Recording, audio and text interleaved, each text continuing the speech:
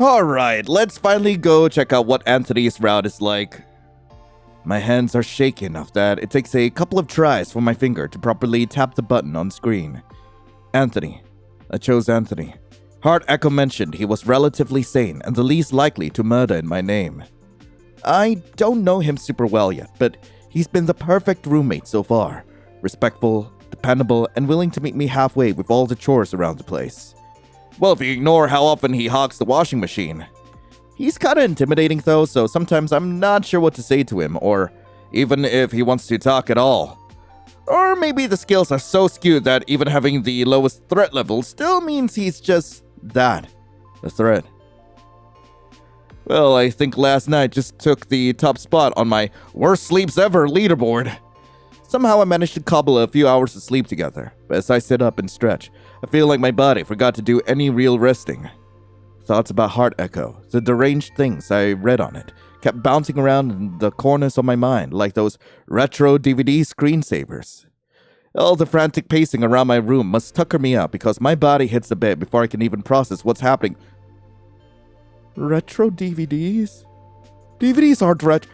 They're not retro, right? I'm not that old, right? I'm not!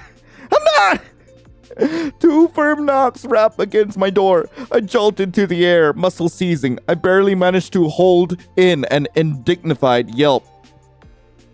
You aren't gonna snooze that alarm a fifth time, are you? Anthony, at the sound of his voice, the cavalcade of emotions I felt last night fled back into me. Is he dangerous? The app says so. Am I even safe in my own dorm anymore? Dreamland's closed for the day. Come on. Got something for you out here. He sounds just how he always does. I shake my head, hope it'll clear my thoughts. I might be putting too much stock into the random malware that installed itself onto my phone. It's curiosity that grants me the strength to emerge from my blanket cocoon. Outside, I spot Anthony lounging on the couch, nursing a drink. Something hot, judging by the little tendrils of steam wafting up from the top of the mug. There you are. Here, sit, drink. I pad my way over to the couch, footsteps muffled by fuzzy socks, and take a seat next to my roommate. It's hot. Here, I'll hold the front. You can grab the handle. Anthony gingerly hands me a hot mug of coffee. The mug is small, a fact I register as my hands brush against Anthony's to secure it. I almost dropped the tiny thing when I feel how hot his fingertips are, near scalding as he holds the mug steady for me. Thanks. I'm gonna need this if I aspire to be anything more than a zombie shambling around campus today.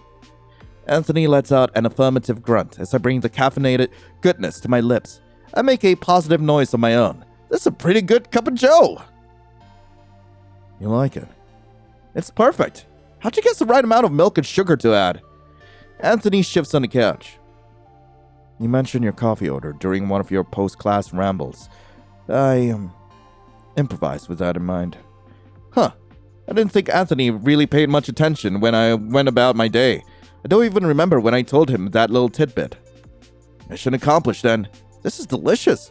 Maybe I can save a few dollars and skip the cafe every now and then, since I have a barista living in my dorm. I can grab some nicer ingredients if you want. Flavored syrups, better grounds, that sort of thing. I think I like that. And you might too. I mean, black coffee. A little sweetness won't kill you, you know? Tastes alright. It works. Never needed to try anything else. I make a face. I didn't like it at first either. Too bitter, but kept trying. Everyone goes crazy for the stuff. I wanted to know why. I found out eventually, once you overcome the bitterness, there's all kinds of notes. Nuts, chocolate, spice. They're faint, but there. Coffee's complex. Instead of appreciating it, people dilute those flavors. They brute force the bitterness away with sweetness. I think this is the most Anthony has ever said to me. I want to keep the moment going, but a horrible realization hits me. The fact that you got all that from instant coffee is seriously impressive. I still think it's worth introducing you to all the delicious flavors in the chocolate factory, Charlie, but maybe later. Look at my phone reminds me of how close I'm cutting it before my next class. You might have been right about all that snoozing. I'm gonna have to book it to make it to class in time. It pains me, but I get up from the couch, scanning from my book bag. Wait, you didn't eat any? No time! Coffee will sustain me, trust! I can almost hear Anthony eye rolls as I race to grab my bag and rush out the door. Bad skin on my teeth, I make it to my art history lecture on time. If I didn't have caffeine pumping through my system, I probably would have passed out from exhaustion with how fast I sprinted into campus. Professor Lane lets out an exasperated sigh as I enter the lecture hall. I do my best not to make direct eye contact with anyone as I shimmy towards the only empty seat in the lecture hall. As I settle in, I hear a familiar laugh. Someone's a little tardy to the party. Mr. Alarm? Or did our favorite brooding Doberman reveal himself to actually be a yappy little chihuahua? I can't imagine Anthony as a chihuahua. No. But we did sit and enjoy some instant coffee together for a bit, after I snoozed my alarm one too many times. Milo raises an eyebrow, a dumbfounded expression forming on his face. He gave you some of that bitter burnt sludge, and you drank it? Willingly? Is everything alright in the dorm? Should I alert the authorities or something? I should have guessed that homebrew coffee wouldn't be Milo's cup of tea. I stifle a laugh at the thought. He's such a coffee snob. Not all of us have round-the-clock access to a $10,000 miracle machine, Milo. Besides, I certainly couldn't taste any sludge underneath the cream and sugar Anthony added. It wasn't a cafe-quality latte, true, but he made the most out of what we had lying around the dorm. The gesture was sweet enough. Milo doesn't look convinced, but he drops the subject in favor of Professor Lane's lecture. I follow suit, jotting down notes on a fresh page in my loose leaf. The use of shadow or negative space can amplify the intensity of light in a painting's composition. This technique is called chiaroscuro and is most strongly associated with the Baroque period. After I finish my classes for the day, I head over to the park near the edge of the campus. Most people will prefer to study at the cafe or the library. I'm a fan of those spots too, but sometimes they feel a little claustrophobic. The frenetic energy oozing from everyone can be overwhelming. There's a chill in the air today, which means that the park will be mostly empty. On days like this, I can imagine the park as a secret oasis only a small handful of students know the way to. I pull out my sketchbook, eager to try out some chiaroscuro style shading myself. A quick scan of the area reveals my subject for the day, a majestically melancholic willow tree. As I make to put pencil to paper, I feel something brush against my leg. Yeah! I jump from the bench. My sketch pad flies from my hands and thumps onto the grass. The sound triggers another, some leaves rustling under the bench. A pigeon, maybe? A rabbit? I lean down to investigate and find a cat? Look for a collar, examine the cat's posture, make eye contact with the cat. Look for a collar. Did someone lose their cat, or am I dealing with a stray? I ponder the question as I inspect the cat's neck for any signs of a collar. Nope, no collar in sight. A stray it is then. It might not recognize commands I tried to give it. Find something to bribe the cat with. Animals like food, right? I rummage inside my bag for a suitable offering. The cat hisses at the sound of the bag's zipper opening, but watches on. A growing horror builds in me as I search pocket after pocket, only finding 1 or 2 candy wrappers in my bag. I wonder. I take out one candy wrapper and close my palm around it, offering it to the cat. The cat sniffs the air, intrigued. Bingo! The wrapper crinkles in my hand, and sure enough, the cat eventually emerges from under the bench. The cat moves to me, interested in the treasure I've got clutched in my palm. I'm able to pet the creature a few times before it realizes it's been duped. Bench now cat-free, I grab my sketch pad off of the ground and sit back down. Back to more important business, drawing a moody willow tree with some Baroque flair. It takes a minute to get into the zone, but before I know it, my pencil begins gliding along the surface of my sketchbook, like the breeze against the willow leaves. At some point, the cat joins me on the bench. I welcome the company. I stay in that creative flow for who knows how long until the breeze turns a little less gentle. The paper in my sketchbook whips erratically as the wind buffets the tree. As if a curtain is being drawn, the willow's leaves part to reveal a figure lounging on a hefty branch near the tree's trunk. Is that Anthony? I hold my breath, willing the wind to pick up again. Sure enough, it's him. He's lying on the branch, one arm folded above his head and the other clutching something to his chest. I see gangly wires belonging to a pair of earbuds and a sports ball resting at the foot of the tree? He must be listening to some music on his phone, but I can't help but wonder what genre he likes. Maybe something grungy? Rock? Metal? Alternative? Perhaps he's the type to listen to stuff no one would expect, like bubblegum pop. I'm startled out of my reverie when a soft voice breaks through the windsong. Sorry, didn't mean to scare you. I figured you heard me coming with all the leaves I crunched to get to the bench. Mind if I sit? Sure, it's as much your property as mine, and there's plenty of room for two. I scoot over a touch and move my backpack to the ground to give Riley some space. The cat, a she I'd discovered, repositions herself on my lap. Riley smiles graciously before joining me on the bench. It's funny. Sometimes I see you out here as I walk to class. I'm happy to have finally caught you when we're both free. I don't know Riley well yet, but something about the way he tilts his head towards me and how he fiddles with his fingers creates an odd sense of calm within me. Weird, because Riley looks almost ready to bolt away like a spooked gazelle. It's nice, is all. I like to come out here for inspiration as well. The park is different every time you visit. The subtle yet energetic ebb and flow of nature. A whole society constantly shifting all around us. Almost maddening. How nothing here is ever completely how you last left it. We are all in never-ending fluctuation. As artists, our job is to put the pin in the butterfly. To stop time. To halt change. To capture... Riley suddenly stops talking, a realization dawning on him. He hides his face in his hands. Oh gosh, I'm doing that pretentious artist rambling thing again. I really have to rein it in. Sorry. I don't mind it. Never gave much thought as to why I'm always drawn here, but your take on it makes a lot of sense. Thank you for being so kind about it. It's still a jarring thing to do unsolicited. I'll work on it. For next time. We sit in comfortable silence for a few moments, enjoying nature's never-ending fluctuations. Riley glances over at my notebook. A figure study, I take it. Might be a stretch, calling a tree a figure. No, silly. I'm talking about the human person you drew, not a tree they're sitting on. Oh, would you look at that? I did draw someone in the tree. Have you ever zoned out so hard you drew something and didn't realize it? Happens to me all the time. Part of the fun of looking back through my drawings and discovering pieces I don't remember working on. We share an understanding giggle at that. Riley opens his mouth to say something else when a high-velocity object hits him square in the jaw! Ow! Riley, you okay? Where did that soccer ball come from? My attention is equally split between trying to help Riley pull himself back together and checking to see if more flying balls are headed our way. Should we get you a nurse? Your face is pretty red. Riley is interrupted a second time. Is there another soccer ball? Oh, it is! It's just Anthony. Sorry. You...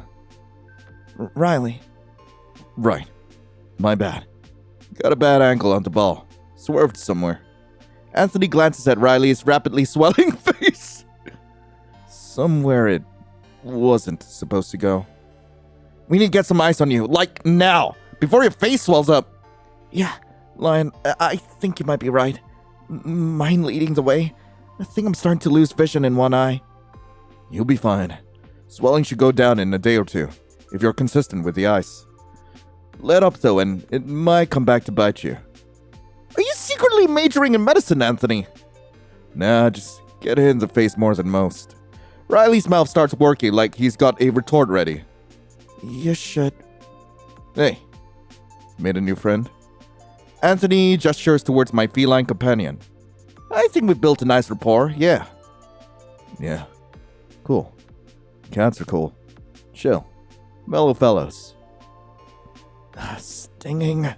Why won't it stop stinging? I mentally facepalm. Riley needs help. Wow, you guys know what time it is? Infirmary time. Bye, Anthony. Maybe put the ball away for today. I give the cat a few last scritches before helping Riley to the infirmary. After getting Riley some medical attention and suffering through my evening class, I finally arrive back at my home base for the semester. As I open the door, I'm greeted by the familiar musk of greasy food and the droning static of a talking head coming from the TV. Oh, hey, welcome back. There are some takeout in the fridge I didn't finish if you're hungry. Anthony calls out from the kitchen. He's hunched over the table, back facing me, fiddling with something.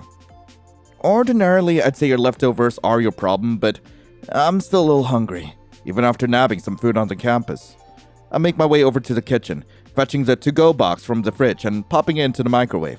A minute and 30 seconds should do the trick.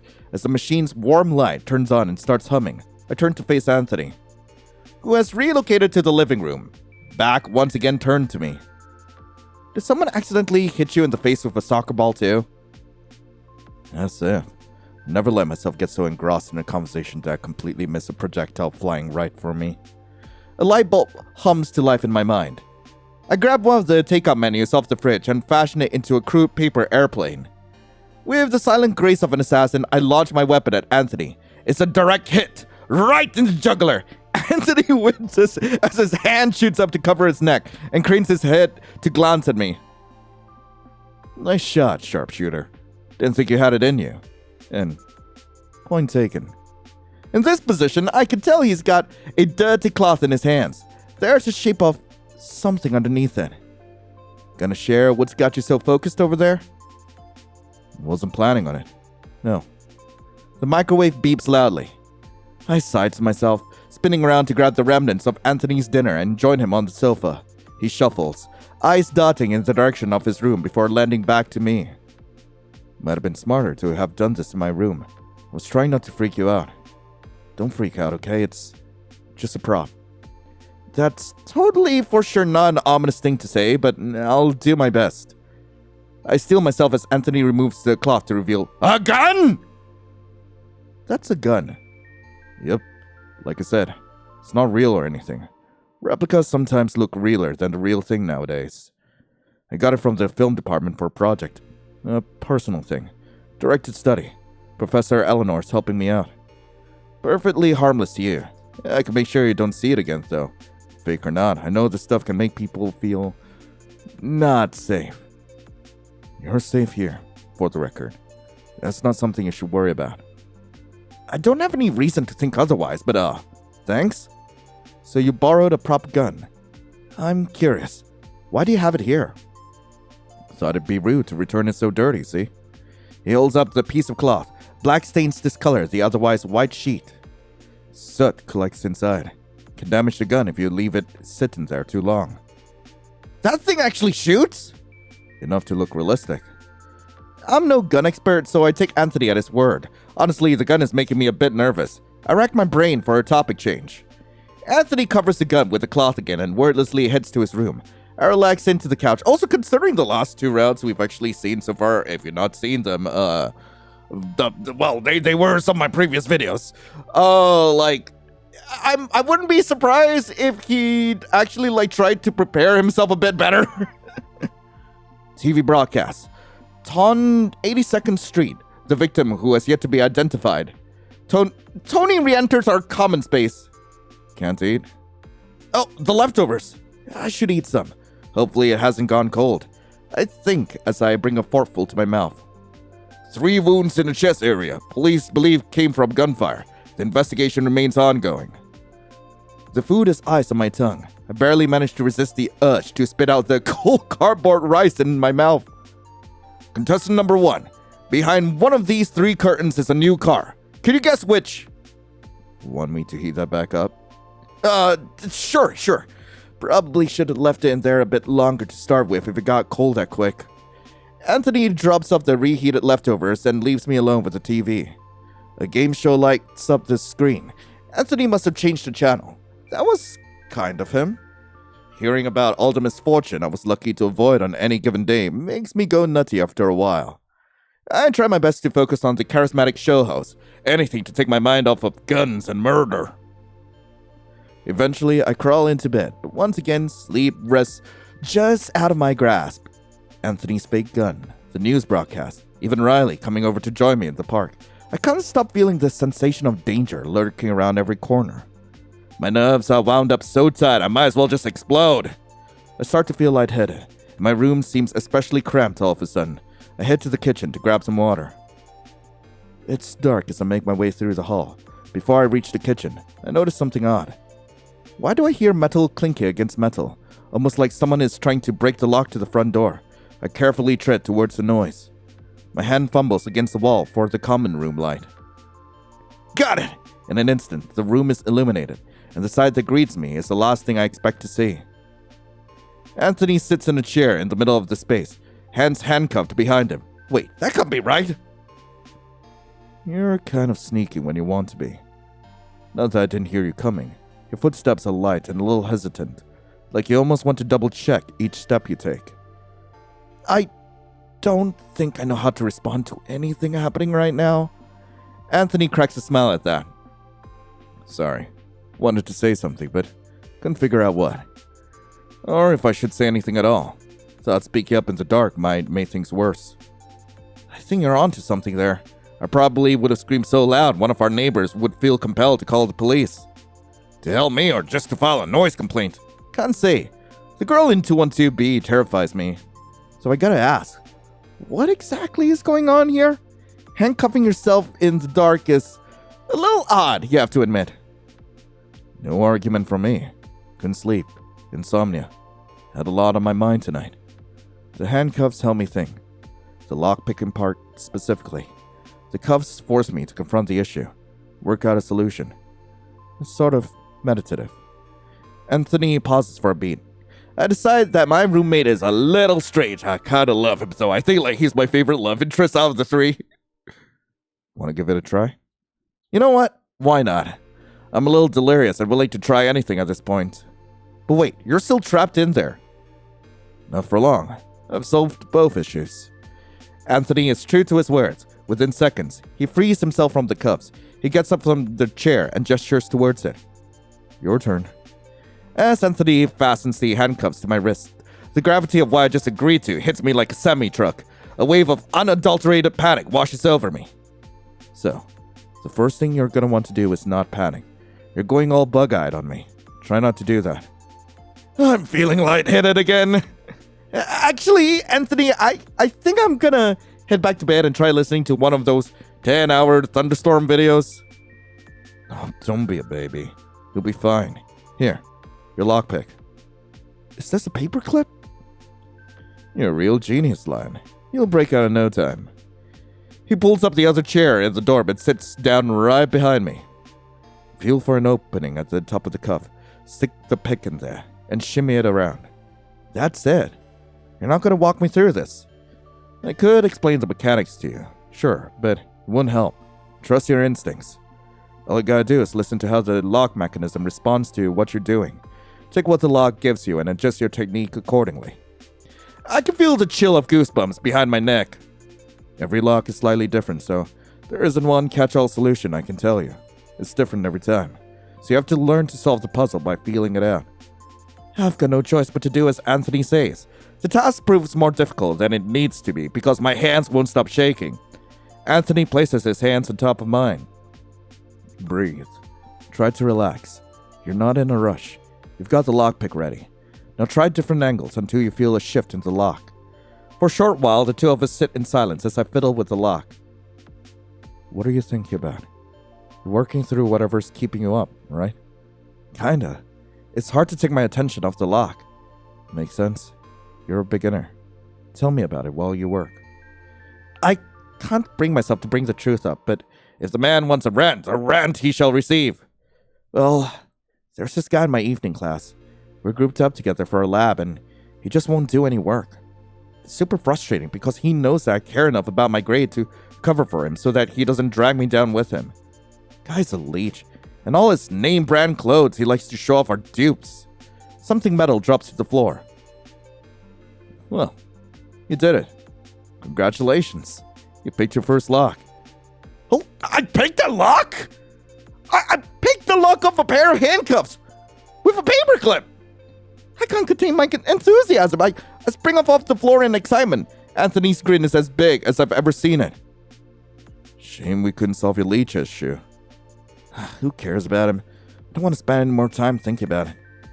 I do want to think about how cool that just was. Anthony laves more praise on me, and eventually we both retire to our rooms. For a while, I'm too wired to even think about sleep, but once the winter's high wears off, I finally drift off. It's amazing what a good night of sleep can do for a person. I definitely needed that after everything that's happened the past few days. I also need a mug of coffee, Anthony left on the counter. The eggs and bacon are a nice touch too. Additionally, the fact that the 2 sunny-side-up eggs and piece of bacon formed a dopey smiley face seals his morning as one of the greats. My roommate also left me a little note reminding me that skipping breakfast is bad. I tossed a little tidbit into the trash bin before heading out to class. The day's slate of classes were nothing to write home about. Not too boring, but nothing spectacular either. With classes out of the way, I begin making my way across the quad to retreat to my green oasis in the park. En route, I spot the guy I dubbed the leech last night. We make eye contact and my stomach sinks as he bounds over to me. Yo, Art Short, we gotta talk. There are a million things I'd rather be doing, is what I want to say. What actually comes out is, shoot, I guess? The leech's eyes rapidly scan our surroundings. If I did know him, I'd think he was nervous. Wait a second. Oh, no, there's no way. He's not gonna... I'll split the stupid lab assignments with you, okay? I thank my lucky stars that the worst case scenario didn't just play out, but... Wait, what did you just say? You what? You're deaf now? I said I'd help out and stuff. I'm glad to hear that. Okay, message received. Good. Now go tell your little motorcycle boyfriend to lay off of me, got it? Motorcycle boyfriend? The leech rolls his eyes and smacks his tongue against the roof of his mouth. Man, I freaking did what he told me to do. I don't gotta deal with your brain damage. I'll see you in class. We got a truce there now. I can only watch as the leech stomps away. Why is everyone being weird around me? Apparently I said that last part out loud as I get a response. A meow from the cat I befriended yesterday. I give him a few good pets before setting down my backpack to fetch something special for the sweet girl.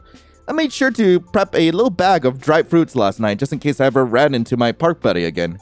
She gobbles up the fruit, stuffing the last few pieces into her mouth before scampering off. As I finish up a homework assignment in the park, my phone buzzes. A text from Anthony. He's asking to meet him in the quad. Easy enough. The park isn't too far away from the quad anyway. A few minutes later, there I am, waiting on the curb of the road leading into campus. I see it before I hear it before I see it. An almost painfully loud rumbling gets closer and closer as the owner of the sound finally comes into view. A motorcycle pulls up next to me, midnight black and twinkling. The rider, face obscured by a helmet, opens a compartment on the bike and offers me a near-identical helmet. I motion to the rider to take off his helmet. This is definitely Anthony. I don't know anyone else who dresses like the man in front of me, but we need to have a chat first. The rider does as asked, gingerly removing the helmet obscuring his face. Oh, he's so hot! Ah! Hey, you showed up for a little ride around town. Nice bike. And maybe I am. One of the first things I bought and paid for on my own dime. Real mechanical masterwork. And, maybe isn't a yes. Correct, so I take it you're the one the leech called my motorcycle boyfriend? Anthony's brows shoot straight up as his eyes widen. It takes him a beat to utter the word he's clearly confused by. Boyfriend? That's what he said. That one's got a colorful vocabulary, that's for sure. So, you talked to him? Got him to magically change his mind about being, well, a leech? Yeah, pretty much. Ran into him, got mad, said my piece, and he understood me perfectly. Right. You know what? I won't ask. Thanks for having my back. Whatever he said to him really worked. I owed you a solution to your problem, didn't I? Just following through. He pauses, looking over his shoulder in what I want to say is bashfulness, but it's hard to tell with Anthony. Great. Sappy time over. Now can you grab onto my back and throw this helmet on? The two of us race around town on Anthony's motorcycle. Holding his waist tightly, I crane my head to the side to watch the buildings pass by in a blur. He seems to be gaining elevation. Anthony's pressure on the gas pedal steadily increases, forcing me to hold on tighter. Anthony is solid. I can feel the way his core muscles flex to hold him steady on the bike. It's a little dizzying, but I'm saved as the motorcycle finally comes to a halt. I hop off the bike, eager to put a bit of distance between us for a second. We've arrived at a cliff edge, overlooking the college town below. You can see our campus clearly from here, too. Anthony sat down in some grass, leaning back against the bike. His feet dangle from over the overlook. I join him, sitting cross-legged so I don't accidentally take a tumble down the large hill. You see that building? Next to the old admin office? There's a window. 2 of them, really. 3 floors up. 5 away from the leftmost one. He pauses. The light's on. She's home. My sister. Eleanor. She worries about me. I don't know how to reassure her. I try to give her space. Let her do her job, but I worry too. She tells me not to, but I can't help it. I come up here to worry. We eat dinner together sometimes. I stay with her when she cries in her room. Sometimes I wait for her to turn off the lights and tuck in for the night. Out here, I can be a sentry. Make sure she's safe. He shakes his head, trying to slow off his reverie. Sorry, I brought you here so you could enjoy the view. It's fine, Anthony. You're fine. I can keep you company while you worry. We sit like that until the sun fully retreats from the horizon. I don't know what to make of the evening, but I feel closer to Anthony, and I think he feels more comfortable with me too. We get back to our dorm, late, each of us heading to our own dens of respite. I flop on my bed, pop in my headphones, and play some music. My jam session is interrupted by the sound of the front door clicking open. I jump out of bed. Anthony mentioned doing a grocery run soon. There's some stuff I wanted to add to our list. I almost trip over myself trying to hustle to the door to catch my roommate in time. Anthony, where you headed? Grocery run? It's late. Grocery store's closed. Got a meeting with my study group. Don't wait up or anything. You know how these sessions can drag on. I'll try to be more quiet when I get back. Sure, have fun. Hope your brain doesn't explode. A faint smile, just the smallest turn of his lips. Thanks. At that, Anthony leaves the dorm. I decide to chill in the living room when I realize I forgot to pick up a package in the mailroom on the first floor. I throw on some sweats for the journey, but there's one small issue. The door is stuck. It won't open. The locks aren't on, yet it feels like there's a lock holding the door shut. This is crazy. Am I stuck in here? Is Anthony gonna be able to get in or get me out? After pacing around the common area, I decide to kill time by watching some mindless late-night TV. Anthony's gotta be coming back soon, right? Okay, I guess! I guess it's coming back soon! Oh god, but anyway, that was Anthony's route for Knee Deep. I really hope you guys enjoyed it. If you guys do want to play this for yourselves, link to the game will be in the description below. And Anthony... I definitely feel like the game is like much better written from like the initial demo that was released. And I have a clear bias. I have a clear bias towards Anthony. I love him so much. Oh my god, he's just so hot and like... I don't know. I think I prefer like the whole bad boy sort of deal rather than just straight up yandere. I don't know why. I don't know why that just like gets me going. But oh god, we will be back once the full game is released. But in the meantime, do let me know what you thought in the comments below. And thank you all so much for watching. Hope you all have a lovely rest of the day. And as always, I'll be seeing you in the next video. This is Lion, signing off. Ciao.